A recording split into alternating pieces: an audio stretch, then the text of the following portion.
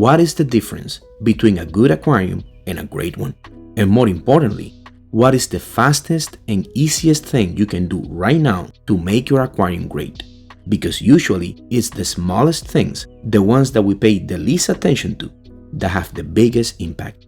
So today, I'll go over 5 simple tricks. Each one of these by itself can take your aquarium from good to great.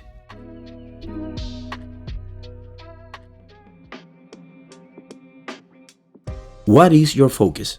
When you're looking at an aquarium that looks professional, the goal isn't for someone to look at it and say, "Oh, that looks cool," and then walk away.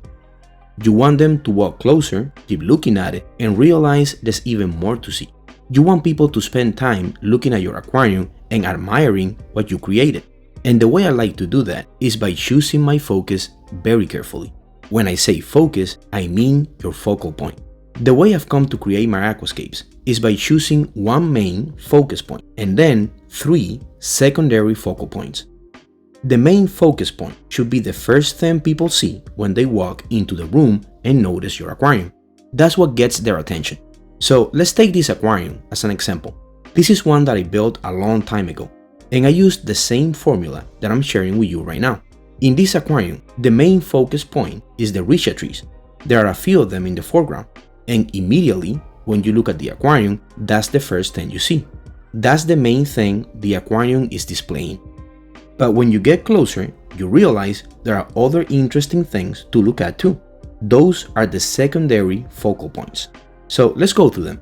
The first one is the rock wall that goes around the aquarium. That's something you don't see very often.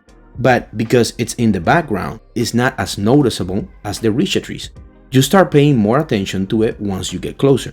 Then, as you keep looking at the trees, you start noticing all the little details underneath them.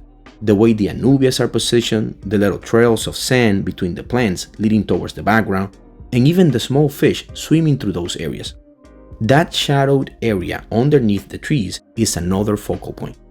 There's a lot there for you to find once you start looking. And the third one is even harder to see. On top of the rock structure, I added a thin layer of Cuba. Cuba has these really thin, bright leaves, but from the front of the aquarium, you can't really see it. You have to get closer and look at the aquarium from above. And when you do, you see this whole layer that was hidden from you before. That's the last of my secondary focal points. So you have one main focus point that immediately gets people's attention, and then 3 secondary focal points that give them a reason to keep looking.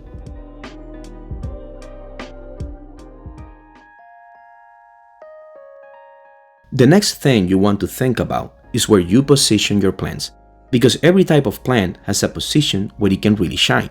You have foreground plants, midground plants, and background plants. Then you have epiphytes and mosses that can be used directly on your hardscape. And taking advantage of all that can make a real difference in how your aquarium looks.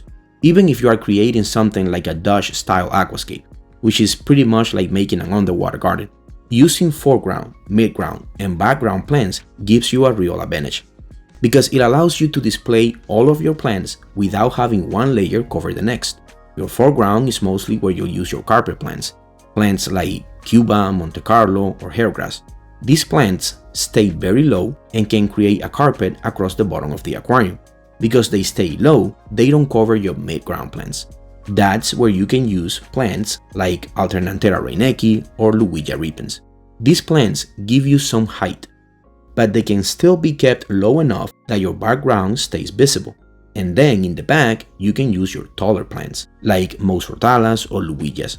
Those can grow much higher and create that final layer in the background. So when you look at the aquarium from the front, you can see the carpet, then your midground, and then your taller plants behind everything. Nothing is hiding anything else. And this works really well even when the aquarium gets a little overgrown. Then there's another area that you can take advantage of, your hardscape. If you have rock or wood structures in your aquarium, it will be a waste not to use epiphyte plants on them. Plants like anubias and bucephalandra don't need to be planted in the substrate. You can position them between rocks or attach them to driftwood, and they usually have those darker tones that can add another layer to the hardscape. So when you're choosing your plants, don't only think about which ones you like. Think about where each one is going to go. and use the way they naturally grow to display as much of your aquarium as possible. If you are enjoying the video, remember to like and subscribe for more weekly videos to help you in your aquarium journey.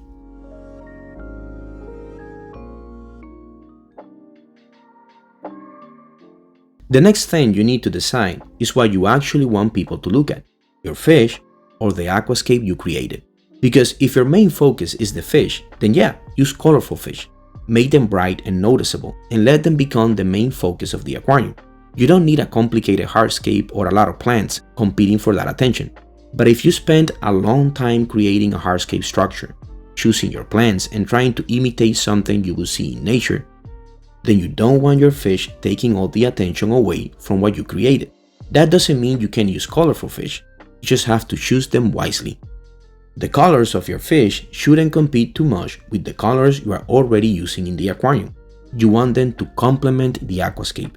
And this is one reason schooling fish work so well in aquascapes. There are so many different species to choose from, with different colors and different levels of brightness.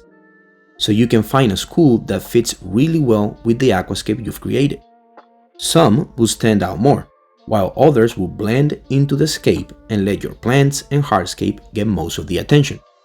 But there's one exception to this that I really like: centerpiece fish. A centerpiece fish can be very colorful and noticeable because usually you are only keeping one of them. They are not always going to be right in front of you.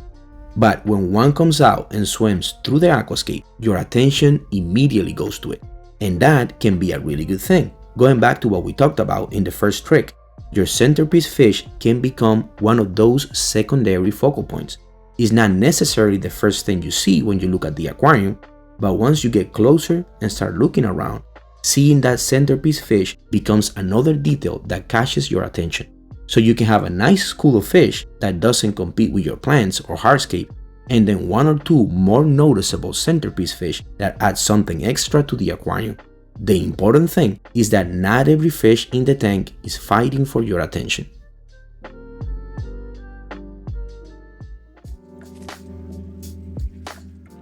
When you're out in nature, you'll notice that the landscape changes a lot depending on where you are.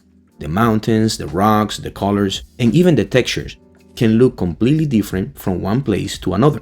But within the same area, those things usually look pretty similar. Think about some of the landscapes you see in Utah. You can have these huge red rock formations all around you. Then you go somewhere completely different, like the Smoky Mountains, and the rock formations can be gray or almost black. But you normally won't see gray mountains sitting right next to red mountains.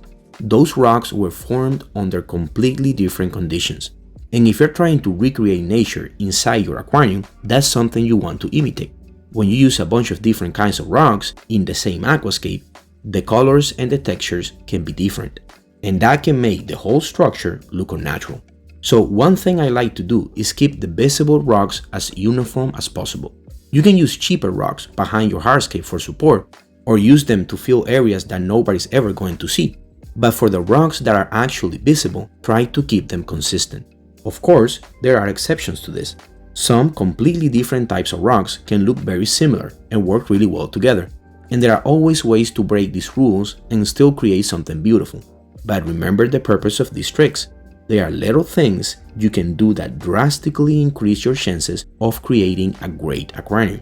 And keeping your visible rock structure uniform is one of them.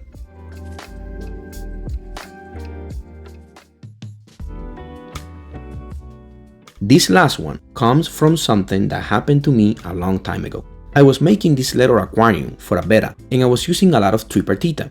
I planted the tripartita way before I added the betta, and by the time I got him, the tripartita had been growing like crazy. It created this big mat that covered the entire bottom of the aquarium, and I didn't realize how much of a problem that was going to be.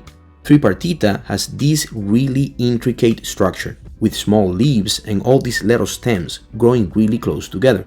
And within a few minutes of adding the betta, he got trapped between the plants a couple of times. It took him a while to get himself free. Bettas have those really long tails. They are slow swimmers, and they don't have the same ability to push themselves through something like that as a faster, more powerful swimmer would. So he was having a really hard time with it. I ended up taking all of the tripartita out of that aquarium, moving it somewhere else, and replacing it with Monte Carlo. That was a pretty big change I had to make to an aquarium I had just built, just because I didn't think about how that plant was going to interact with my fish. So when you're planning your aquarium, don't only think about how your plants are going to look, but also think about the fish you are planning to keep with them, because certain plants can create problems for certain fish, and at the end of the day, the fish is more important than the plants. If you have to make changes to avoid losing your fish, you are going to make those changes, and having to change everything around after you've already built the aquarium can really suck. If you have any specific tricks that have worked for you to take your aquarium from good to great, please share them in the comments below, and I'll see you all in the next one.